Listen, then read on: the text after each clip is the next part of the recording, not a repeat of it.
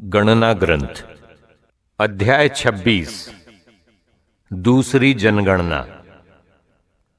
महामारी के बाद प्रभु ने मूसा और हारून के पुत्र याजक एलाजार से कहा, इज़राइलियों के सारे समुदाय की गणना उनके अपने अपने घरानों के अनुसार करो।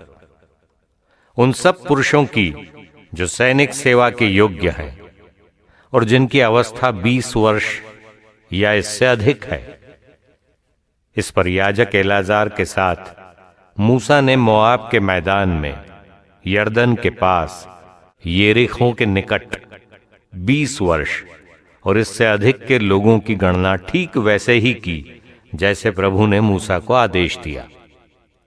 वे इज़राइली जो मिस्र से निकल आए थे ये थे: इज़राइल का जेठा पुत्र रूबेन।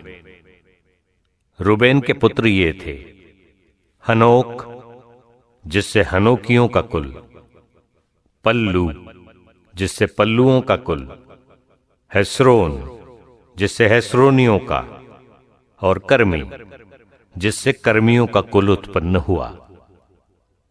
ये रूबेन के कुल थे। इनकी संख्या 43,730 थी। पल्लू का पुत्र एलियाब था।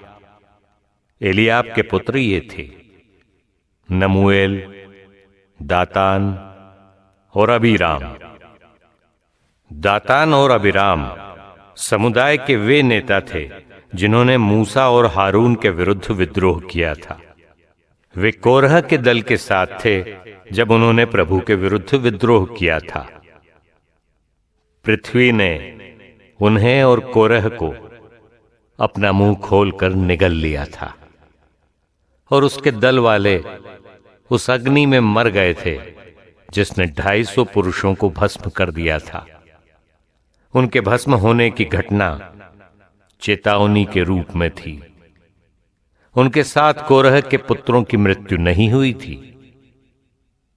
अपने अपने कुलों के अनुसार सिमोन के पुत्र ये थे: नमूएल जिससे नमूएलियों का कुल, यामीन जिससे यामीनियों का कुल, याकीन जिससे याकीनियों का कुल, जेरह जिससे जेरहियों का कुल, और शौल जिससे शौलियों का कुल उत्पन्न हुआ। ये सीमोन के कुल थे। इनकी संख्या 22,200 थी। अपने अपने कुलों के अनुसार गाद के पुत्र ये थे: सिफोन जिससे सिफोनियों का कुल, हग्गी जिससे हग्गियों का कुल, शूनी जिससे शूनियों का कुल, ओजनी जिससे ओजनियों का कुल, एरी जिससे एरियों का कुल, अरोद जिससे अरोदियों का कुल, और अरेली जिससे अरेलियों का कुल उत्पन्न हुआ। ये गाद के कुल थे। इनकी संख्या 40,500 थी। यूदा के पुत्र एर और ओनान थे। एर और ओनान की मृत्यु कनान देश में हुई थी। अपने अपने कुलों के अनुसार यूदा के पुत्र ये थे: शेला जिससे शेलानियों का कुल, येरेस जिससे येरेसियों का कुल, और जेरह जिससे जेरहियों का कुल उत्पन्न हुआ। येरेस के पुत्र ये थे: हेस्रोन जिससे हेस्रोनियों का कुल, और हामूल जिससे हामूलियों का कुल उत्पन्न हुआ। ये यूदा के कुल थे। इनकी संख्या 76,500 थी। अपने अपने कुलों के अनुसार इस्साकार के पुत्र ये थे: तोला जिससे तोलाइयों का कुल, पुव्वा जिससे पुव्वाइयों का कुल, याशूब जिससे याशूबियों का कुल, और शिम्रोन जिससे शिम्रोनियों का कुल उत्पन्न हुआ। ये इस्साकार के कुल थे। इनकी संख्या 64,300 थी।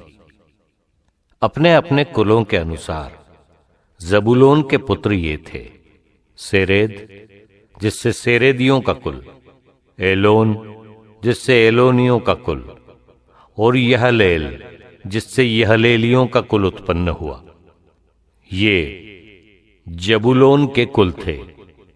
इनकी संख्या 60,500 थी। अपने अपने कुलों के अनुसार यूसुफ के पुत्र थे मनस्से और एफ्राइम। मनस्से के पुत्र माकीर से माकीरियों का कुल।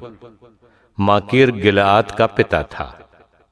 गिलाद से गिलादियों का कुल। गिलाद के पुत्र येजेर से येजेरियों का कुल। हेलेक से हेलेकियों का कुल। अस्रिएल से अस्रिएलियों का कुल। सिखेम से सिखेमियों का कुल। शमीदा से शमीदाइयों का कुल और हेफेर से हेफेरियों का कुल। हेफेर के पुत्र सलोफहाद के कोई पुत्र न था, उसके केवल पुत्रियां थी। सलोफहाद के पुत्रियों के नाम ये थे महला, नोआ, होगला, मिल्का और तीसी। ये मनस्से के कुल थे। इनकी संख्या 52,700 थी। अपने अपने कुलों के अनुसार एफ्राइम के पुत्र ये थे शुतेलह से शुतेलियों का कुल। बेकेर से बेकेरियों का कुल। तहन से तहनियों का कुल। शुतेलह के पुत्र ये थे ईरान से ईरानियों का कुल। ये एफ्राइम के कुल थे। इनकी संख्या 32,500 थी। अपने अपने कुलों के अनुसार बेनियामीन के पुत्र ये थे बेला से बेलाइयों का कुल। अशबेल से अशबेलियों का कुल। अहिराम से अहिरामियों का कुल। शफुफाम से शफुफामियों का कुल और हुफाम से हुफामियों का कुल। बेला के पुत्र अर्द और नामान थे। अर्द से अर्दियों का कुल और नामान से नामानियों का कुल। ये बेनियामीन के कुल थे। इनकी संख्या 45,600 थी। अपने अपने कुलों के अनुसार दान के पुत्र ये थे शुहाम से शुहामियों का कुल। ये दान के कुल थे। ये सब शुहामियों के कुल थे। इनकी संख्या 64,400 थी। अपने अपने कुलों के अनुसार आशेर के पुत्र ये थे यमुना से यमुनानियों का कुल। यशवी से यशवियों का कुल और बरिया से बरियाइयों का कुल। बरिया के पुत्रों से हेबेर से हेबेरियों का कुल और मलकीएल से मलकीएलियों का कुल। आशेर की पुत्री का नाम सारह था। ये आशेर के कुल थे। इनकी संख्या 53,400 थी। अपने अपने कुलों के अनुसार नफ्ताली के पुत्र ये थे यहसेल से यहसेलियों का कुल। गूनी से गूनियों का कुल। येसेर से येसेरियों का कुल और शिल्लेम से शिल्लेमियों का कुल। ये नफ्ताली के कुल थे। इनकी संख्या 45,400 थी। इस प्रकार इज़राइल के लोगों की कुल संख्या 6,01,730 थी। देश का विभाजन। प्रभु ने मूसा से कहा, इन कुलों में इनकी जनसंख्या के अनुसार विरासत के रूप में भूमि बांट दी जाए। बड़े कुल को बड़ा दाय भाग दिया जाए और छोटे कुल को छोटा दाय भाग। अपनी जनसंख्या के अनुसार प्रत्येक कुल को अपना दाय भाग दिया जाए। भूमि का बंटवारा चिट्ठी डालकर किया जाए। उनके पूर्वजों के कुलों की जनसंख्या के अनुसार उन्हें भूमि भाग दिया जाए। प्रत्येक दल को, चाहे वो छोटा हो या बड़ा, अपना दाय भाग चिट्ठी डालकर दिया जाए। लेवी वर्ग की जनगणना। अपने अपने कुलों के अनुसार नामांकित लेवी ये थे गेरशोन से गेरशोनियों का कुल। कहात से कहातियों का कुल और मरारी से मरारियों का कुल। ये भी लेवियों के कुल थे। लिबनियों का कुल, हेब्रोनियों का कुल, महलियों का कुल, मूशियों का कुल और कोरहियों का कुल।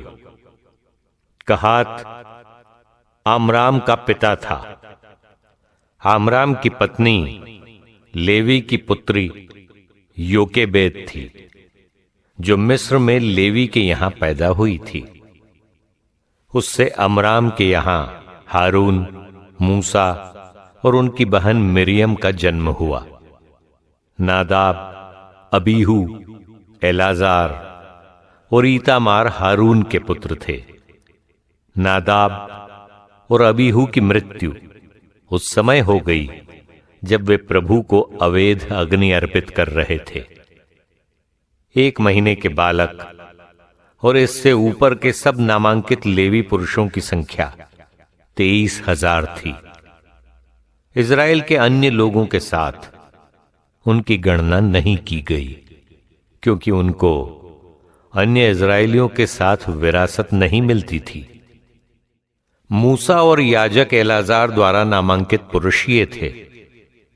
जब उन्होंने यरदन तट पर येरिखो के पास मोआब के मैदानों में इज़राइली लोगों की जनगणना की, उनमें एक भी ऐसा नहीं था जिसका नामांकन उस समय हुआ था जब मूसा और याजक हारून ने सीनई के उजाड़ खंड में इज़राइलियों की गणना की थी। कारण यह था कि प्रभु ने उनके विषय में कहा था कि वे उजाड़ खंड में ही मर जाएंगे। यफुन्ने के पुत्र कालेब और नून के पुत्र योशुआ के सिवा उनमें एक भी शेष नहीं रहा।